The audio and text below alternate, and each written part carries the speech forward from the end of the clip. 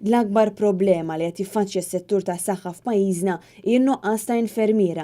Il-President tal-Union tal-Infermiera u l-qwiebel l-MUMN għal dan f'intervista ma' dan l-istazzjon. Meta għaddejna l-figuri kollha ġodda l-pajjiż, kważi wasalna bis-servizzi ġodda b'kollox biżna n-numru ta' 600 infermier.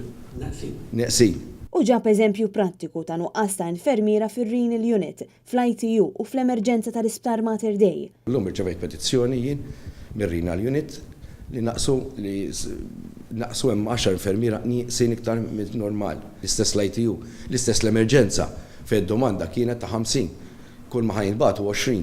Il-President tal-MUMN qal li problema oħra li qed jiffaċċja s-settur tas-saħħa hi tat-tibdil tal-management bidħul ta' nies minn barra ċivil li qed jieħdu post nies b'esperjenza kbira. Il-managements dejjem jinbidlu ta' ħafna sptarijiet u jiġu managements illum barra miċ-ċivil.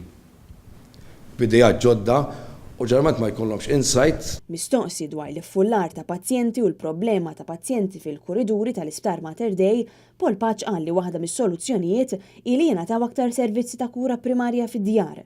Irid ikollok servizzi fid-djar tan-nies kif għamlu pajjiżi oħra tal-Ewropa, fejn int tista' tagħti servizz deċenti fejn l-anzjani u anke l-morda, llum ma nibgħux ngħidu anzjani biss, anke l-morda jirċevu kważi l-istess servizz mingħajr ma jkollhom bżonn la jiddaħħlu Mater Dei laqqas salat jew kellha f'xi sptar bħal San Vincenz de Paul. Dwar it-trasferiment ta' ommijiet li jkunu għadhom kif weldu għal Ward Fairyland, Paul Paċ qal li kienet reġistrata żieda żgħira fir-rata tat-twelid tat-trabi u dan wassal biex fis-sala tal-maternità l-obstetrics ward mhux ikun hemm biżżejjed sodot.